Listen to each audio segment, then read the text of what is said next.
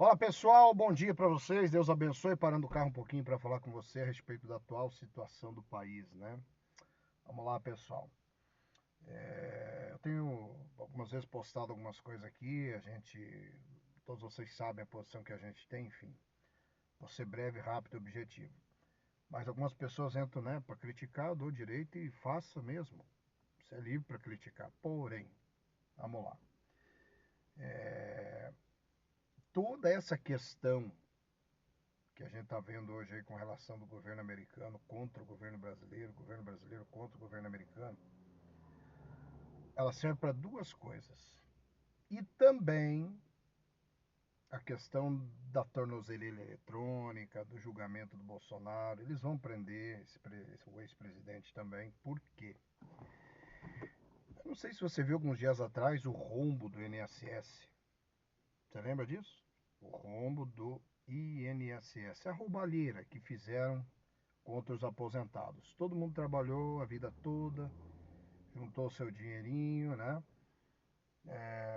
Pensando nessa aposentadoria, porém, na hora de desfrutar daquilo que eles puderam guardar durante todo esse tempo, o que acontece? Nada. Porque o dinheiro sumiu,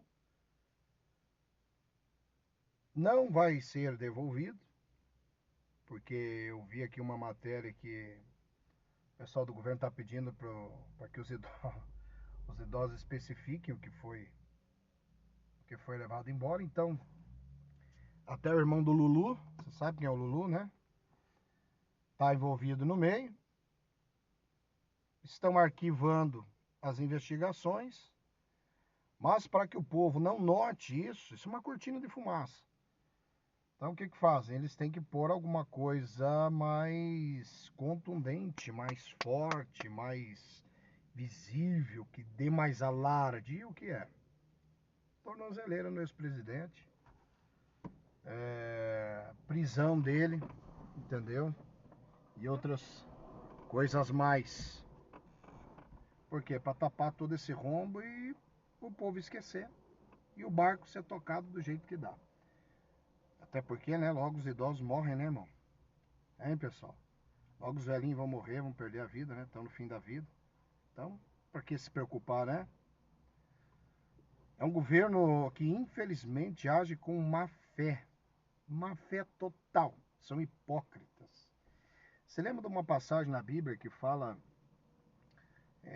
dos fariseus atam a fardos pesados, né, sobre o povo que nem com o dedo eles querem remover.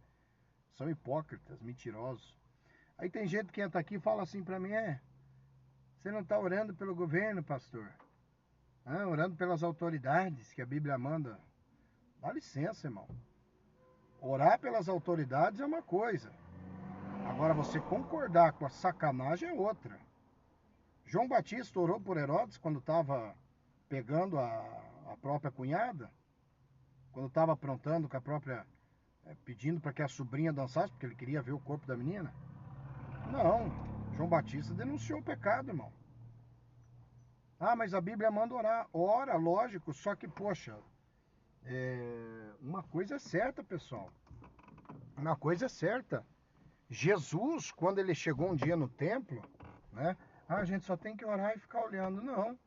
Tem horas que a Bíblia manda a gente agir, irmão. Um dia chegaram na frente do mar ali, o povo começou a clamar. Faraó atrás com o exército, montanha à direita, à esquerda, mar à frente. Fazer o quê? Vamos orar. E Deus falou o quê? Moisés, por que clamas a mim? Pede o povo de Israel que marche. Ou seja, não precisa orar, eu já estou com vocês, só toca com o cajado aí que eu vou abrir o mar, acabou. O que é para vocês fazerem, vocês fazem. O que é para mim fazer, eu faço. Jesus chegou um dia no templo, chegou lá, começou a observar. Quando ele olha no templo, e eu posso trazer isso para a igreja também, o que ele viu? Os cambistas. O que eles faziam? Por exemplo, os pombinhos, as rolinhas que eram separadas por o sacrifício, se pagava mais ou menos, segundo a história conta, na época em torno de meia moeda de prata, porque as pessoas não tinham condições de comprar um, um animal maior por sacrifício, uma ovelha, enfim, um cordeiro. Então, os pobres compravam isso aí. E quando Jesus chega lá, ele vê que o valor dos animais para o sacrifício estavam superfaturados. O preço lá em cima, todos os animais para o sacrifício, se valiam R$1, eles vendiam por 100. Se era 10, eles vendiam por 1.000. E Jesus, vendo o comércio dentro da casa de Deus, ele se ira. E Jesus não pecou, ele se irou e não pecou, irmão. A Bíblia diz que em nada ele pecou. Ele pegou um azorrague, desceu-lhe a lambada ali em todo mundo, virou mesa, de perna para cima, derrubou tudo, tocou, quebrou as gaiolas onde tinha os pombos, tocou as ovelhas, e ele denunciou o pecado. Ele falou: vocês fizeram da casa do meu pai covil de ladrões. Tem muita gente fazendo da igreja covil de ladrão. E tem muita gente fazendo do país um covil de ladrões. Ah, porque você tem que orar. Oh, a gente ora, irmão. Mas as coisas têm limite, irmão. Deus é justo, não se esqueça. 2 pilares eu vou falar para você aqui, entendidos, aos entendidos aqui de plantão. Vou falar sobre 2 pilares: misericórdia e justiça. Só esses 2. Certo? Deus, ele é justo. Por isso ele é misericordioso. Senão ele não seria justo. Deus é misericordioso e por isso ele é justo. Senão ele não seria misericordioso, ou vice-versa.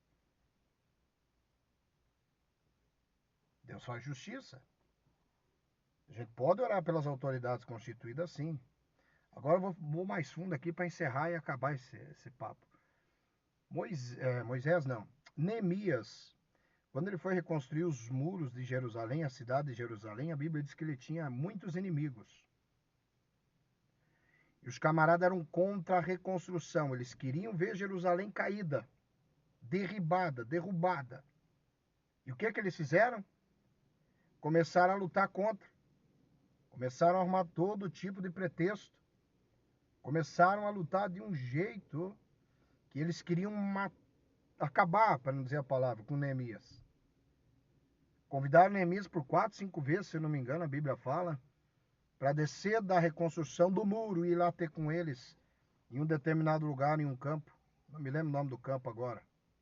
Alguma coisa com O. E a Bíblia diz, ele falava assim, ó: estou numa grande obra e não posso parar. E olha que interessante, a Bíblia diz que em uma mão eles tinham a espada e na outra a pá. Irmão, o que significa isso? Que numa mão eles tinham que trabalhar e com a outra eles tinham que batalhar, se defender. Isso não é pecado, irmão. Não me venha com história furada aqui. Se você não conhece de Bíblia, não fala besteira. Se você não conhece as coisas básicas da Bíblia, não venha falar asneira. Vai estudar, vai ler, vai buscar Deus, sabe? Vá fazer aquilo que você tem que fazer. Às vezes as pessoas nem sabem o que estão falando, não sabem.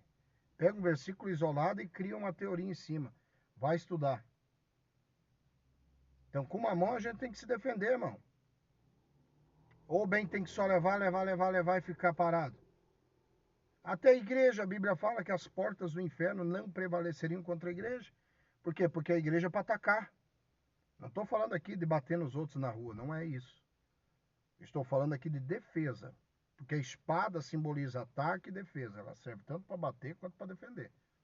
Como o escudo, aliás, o escudo também. Mas não tem um nível, ou não tinha na época um nível de ataque, né? Era mais para defesa. Então, com uma mão trabalhe e com a outra se defenda. Usa a espada que Deus te deu. Não deixe ninguém te calar. Tá bom?